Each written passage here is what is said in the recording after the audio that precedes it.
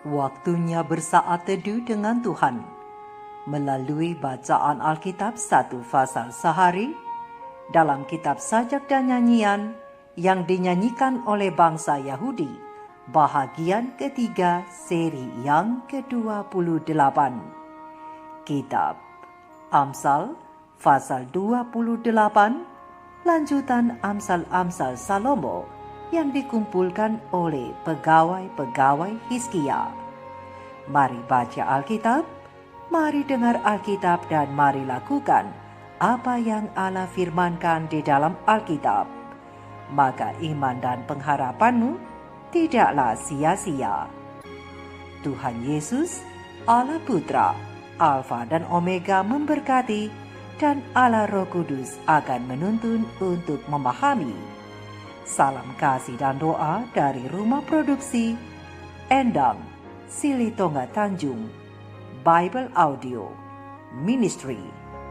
Mari memulainya dengan doa dalam hati.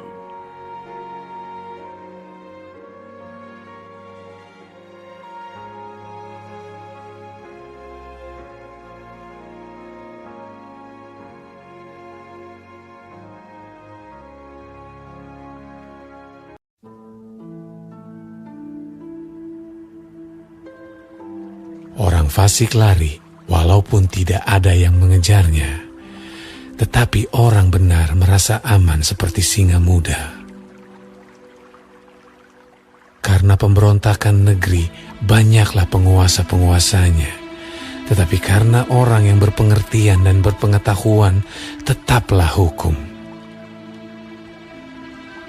Orang miskin yang menindas orang-orang yang lemah adalah seperti hujan deras, tetapi tidak memberi makanan. Orang yang mengabaikan hukum memuji orang fasik, tetapi orang yang berpegang pada hukum menentangnya. Orang yang jahat tidak mengerti keadilan, tetapi orang yang mencari Tuhan mengerti segala sesuatu.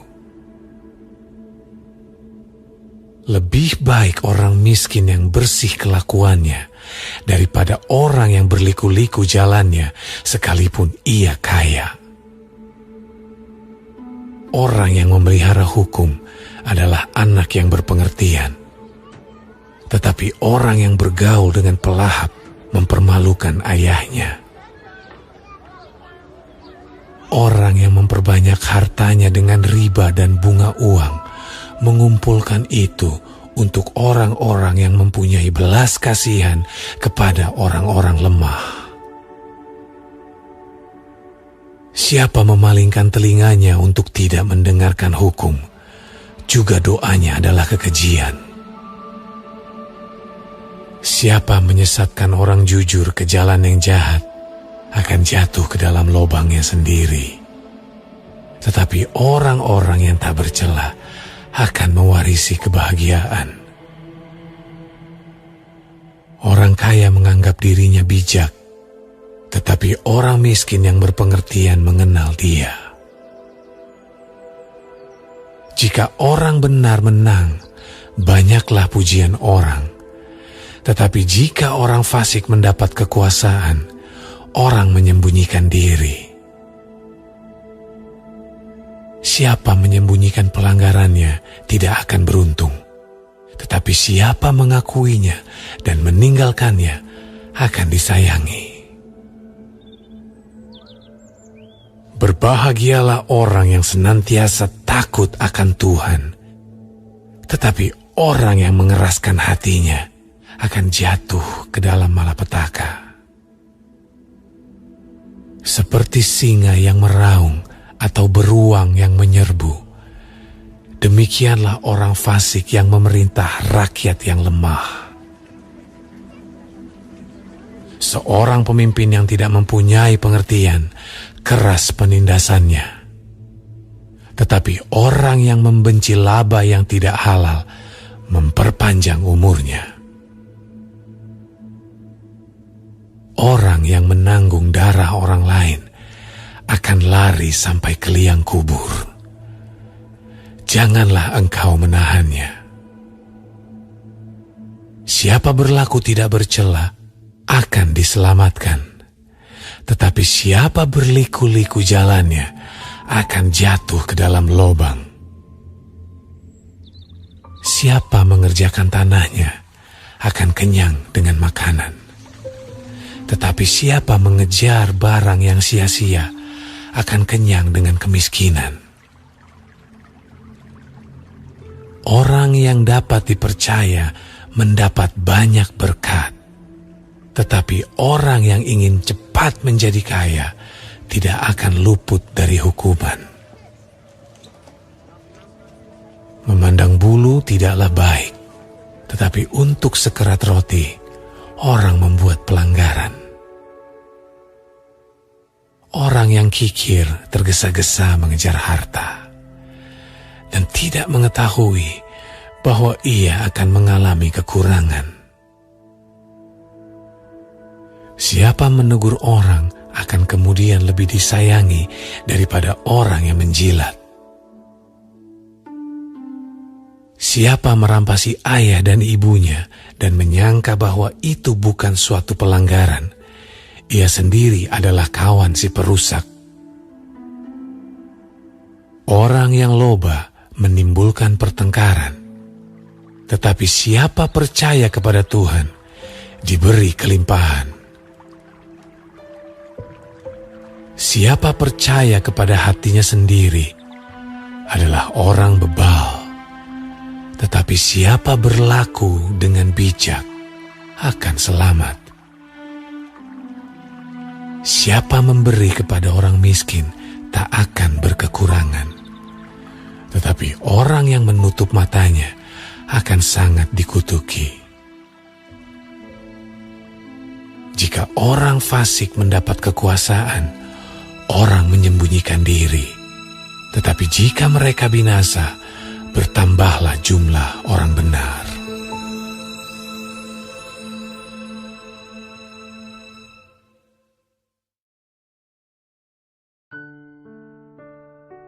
Kita telah menyelesaikan bacaan Alkitab 1 Fasal sehari dalam kitab Amsal Fasal yang ke-28.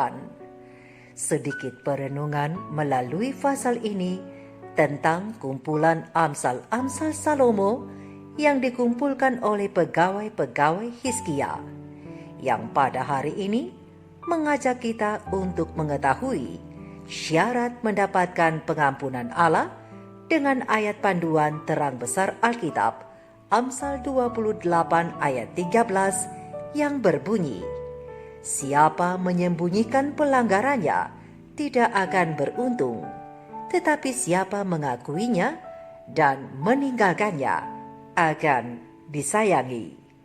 Sahabat-sahabat firman yang dikasihi oleh Tuhan, di mana saja Anda berada, pena ilham ilahi roh nubuat Step to Christ, bab 4 menjelaskan bahwa syarat untuk memperoleh belas kasihan dan kemurahan Allah itu sederhana, adil dan pantas. Tuhan Allah tidak meminta kita untuk melakukan sesuatu yang sulit agar kita dapat memperoleh pengampunan dosa.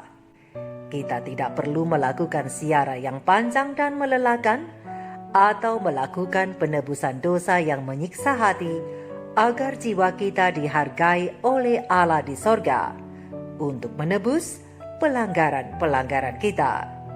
Tetapi hanya Dia yang mengakui dan meninggalkan dosa sajalah yang akan mendapatkan kemurahan Allah. Rasul berkata, "Karena itu hendaklah kamu saling mengaku dosamu dan saling mendoakan supaya kamu sembuh." Terang besar Alkitab Yakobus 5 ayat 16. Akuilah dosa-dosamu kepada Tuhan Allah, karena hanya Dialah yang dapat mengampuni baik kesalahanmu, kesalahan mereka, bahkan kesalahan antara satu dengan yang lain. Jikalau engkau menyakiti hati sahabat atau tetanggamu, maka engkau harus mengakui kesalahanmu itu, dan adalah kewajiban mereka untuk mengampunimu dengan cuma-cuma. Lalu engkau harus mencari pengampunan dari Tuhan, karena saudara yang telah engkau lukai itu adalah milik Tuhan. Dan dalam hal melukai Dia, engkau berdosa terhadap Pencipta dan Penebusnya. Kasus ini dibawa ke hadapan satu-satunya pengantara sejati yang benar, yaitu Imam Besar kita, yang dalam segala hal telah dicobai seperti kita, hanya tidak berbuat dosa, dan yang dapat turut merasakan kelemahan-kelemahan kita. Dialah yang mampu membersihkan kita dari setiap noda kejahatan, berdasarkan terang besar Alkitab Ibrani 4 ayat 15. Setiap orang yang belum merendahkan dirinya di hadapan Allah dengan jalan mengakui kesalahan mereka, itu menunjukkan bahwa mereka belumlah memenuhi persyaratan pertama untuk penerimaan itu. Demikianlah dengan kita. Jika kita belum mengalami pertobatan disertai penyesalan, belum mempunyai kerendahan hati yang sejati dalam jiwa, dan belum ada roh pengakuan yang tulus untuk mengakui dosa-dosa kita, dan tidak merasa jijik dengan kesalahan-kesalahan kita, berarti kita belum berusaha dengan sungguh-sungguh mencari keampunan dosa. Dan jika kita tidak pernah mencarinya dengan sungguh-sungguh, maka kita tidak akan pernah mendapatkan damai Allah. Satu-satunya alasan mengapa kita tidak memiliki pengampunan dosa di waktu yang telah lewat adalah karena kita tidak mau merendahkan hati kita dan menuruti syarat-syarat dalam firman kebenaran itu. Petunjuk-petunjuk yang jelas telah diberikan mengenai hal ini. Pengakuan dosa, baik di hadapan umum maupun pribadi, harus sepenuh hati dan dinyatakan dengan tulus. Pengakuan dosa, apakah di hadapan orang banyak atau hanya sendirian atau pribadi, haruslah dengan sepenuh hati dan dinyatakan dengan tulus dan bukan karena terpaksa dari setiap orang yang berdosa. Pengakuan tidak harus dibuat dengan cara yang sembrono atau ceroboh, atau dipaksa dari mereka yang tidak memiliki kesadaran akan sifat dosa yang menjijikan. Pengakuan yang merupakan pencurahan jiwa yang paling dalam, itulah yang akan menemukan jalan kepada Tuhan yang penuh belas kasihan tanpa batas. Sehingga pemazmur berkata, Tuhan itu dekat kepada orang-orang yang patah hati, dan Ia menyelamatkan orang-orang yang remuk jiwanya. Terang besar Alkitab Mazmur 34 ayat 19. Pengakuan tidak akan diterima Tuhan tanpa pertobatan dan reformasi yang tulus. Harus ada keputusan dalam kehidupan, dan segala sesuatu yang sifatnya menghinakan Allah harus disingkirkan atau harus dibuang. Ini akan menjadi hasil dari duka cita sejati karena dosa. Pekerjaan yang harus kita lakukan sebagai bagian kita dengan jelas telah diatur di hadapan kita, yaitu basuhlah, bersihkanlah dirimu, jauhkanlah perbuatan-perbuatanmu yang jahat dari depan mataku, kata Tuhan. Berhentilah berbuat jahat dan belajarlah untuk melakukan yang baik. Sahabat-sahabat firman, manakala dosa telah mematikan ajaran-ajaran moral, maka orang-orang yang berdosa tidak akan dapat lagi melihat kekurangan tabiatnya ataupun menyadari hebatnya kejahatan yang telah dilakukannya. Jika ia tidak menyerah dalam kuasa Roh Kudus yang meyakinkannya, maka ia akan tetap tinggal buta dalam dosa-dosanya itu. Pengakuan-pengakuan yang diadakannya tidak sungguh-sungguh dan tidak dengan tulus hati. Terhadap pengakuan, segala dosanya selalu ditambahi alasan-alasan dan mengatakan bahwa kalau bukan karena situasi atau keadaan tertentu, maka saya tidak akan pernah melakukan itu, sehingga membuat saya harus ditegur. Oh, jangan biarkan diri kita seperti itu, tetapi biarlah kita datang kepada Allah dengan hati yang hancur dan dengan rendah hati ditaklukkan oleh pertobatan yang sejati. Dengan demikian, kita akan menghargai sesuatu dari hal kasih Allah dan nilai kematian Yesus Kristus putranya di Golgota. Dan sebagai seorang anak yang mengaku dosanya kepada Bapa yang penuh dengan kasih itu, demikianlah orang yang berdosa dengan sepenuh hati membawa semua dosa-dosanya ke hadapan Tuhan Allah. Dan seperti ada tertulis, jikalau kita mengaku segala dosa kita, maka Allah itu setia dan adil, sehingga Ia akan mengampuni segala dosa kita dan menyucikan kita daripada segala kejahatan. Terang besar Alkitab 1 Yohanes 1 ayat 9. Sahabat-sahabat firman, ingatlah selalu, orang yang mengaku dan meninggalkan dosanya lah yang akan memperoleh kemurahan. Inilah syarat untuk mendapatkan rahmat pengampunan Allah di dalam jasa pengorbanan Kristus putranya yang kekasih itu. Seperti kata firman Tuhan, siapa menyembunyikan pelanggarannya tidak akan beruntung, tetapi siapa mengakuinya dan meninggalkannya akan disayangi. Mari kita renungkan ini bersama. Tuhan Yesus memberkati. Shalom.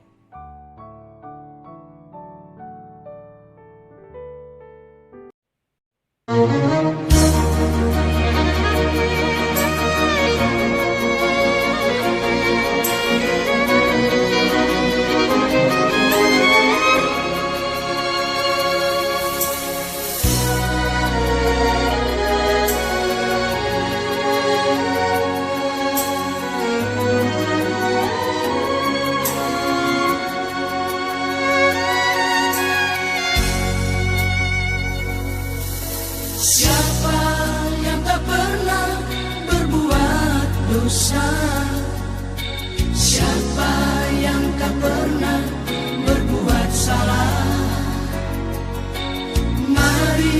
Mari datang kepada Yesus. Dia akan mengampunimu. Jangan pernah